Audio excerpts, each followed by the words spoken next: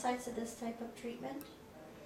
Yes, the traditional periodontal surgery, as I mentioned, it's a flap. We basically flap the gum open and clean out the root, clean out the infection, and then we have to basically move the gum and butt it against the bone and close it together.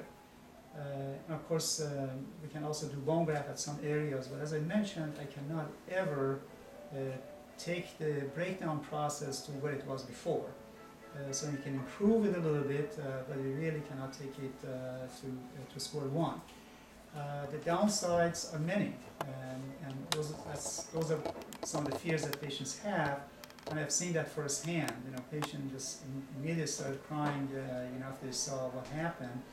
And obviously, we always have to be upfront and tell the patient about the downsides. The downsides include the recession. The gum recedes by doing the treatment, and the teeth look longer. We call that elongation of the teeth. And then the root is exposed because of that, and the teeth are sensitive. And patients often cannot perform as good an oral hygiene after periodontal treatment, which is very important to keep the disease, in check. And then, of course, because the root's exposed, they are also liable to develop root decay, because the root is a softer material as opposed to enamel and can decay easier. And then, of course, the aesthetic consequences, especially if the surgery is done in the front area of the mouth, patients smile, more teeth show, and the gaps between the teeth show, and it's just devastating. I do remember I had a patient that she was engaged and she was about to get married, and we did the surgery for her. Of course, I told her what's happening, but I don't think it really registered with her as such. And then when she came back for the first post-op and we took the dressing off, and she was just shocked. And that was really one of the first things kind of affected me. And I said, there got to be better ways of doing the treatment. And I personally worked on different techniques. I developed a surgical technique which was very user-friendly, lesser aesthetic consequences, all the things I said, but still that is part of the game. Amongst the many credentials I see on the wall behind you, I noticed that you took laser periodontal therapy training. Could you tell me more about that? Yes. I've been a periodontist since 1981, so I've done thousands upon thousands of the old-fashioned surgery. As I said, with each surgery I did, and we realized, patients, concerned about that, and many patients came, and I realized they were not doing a good oral hygiene, and the disease was recurring just because they could not maintain the adequate oral hygiene because of the sensitivity and root exposure. Until a few years ago, I came across to use of laser in periodontal therapy, and obviously it has been around for a while, and I just had no interest in looking into it because many times the claims are made which are not scientific, and really it's just a hearsay. Until about 3.5 years ago, I came across the use of laser, which is called MPV7, and that is quite scientific and it's approved by FDA, and the procedure which is done by that is really trademarked under the name LANAP, and this is acronym for Laser Assisted New Attachment Procedure.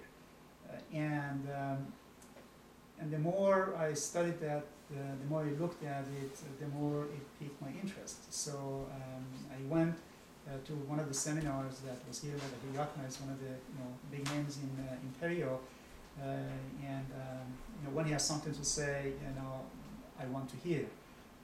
That was a time I really thought that's the way. I do not want to do the periodontal surgery the way it was done before. And I can tell you that since 3.5 years ago, when I acquired this technology, the training and everything else, I have done probably one or two old-fashioned periodontal surgery, and that's just because the requirement, the need for that, looking for cracks, but the result is astonishing. I can show great results. I can even at times regenerate bone. We do have that, and I go and give presentations. It's very user-friendly. It's actually the more cost-effective for the patients. And all those downsides that we mentioned about the old-fashioned periodontal surgery is not here. There are no recessions. The roots are not exposed. And one of the things that the laser does is sterilizes the pocket. And it's one of the most pleasing post-operative calls I do. The majority of the time I call my patients after surgery, dental implant, and the periodontal treatment, and these patients cannot believe it was done. Very little bleeding, actually by default shouldn't any bleeding as they leave the office, and often patients do not even take painkillers.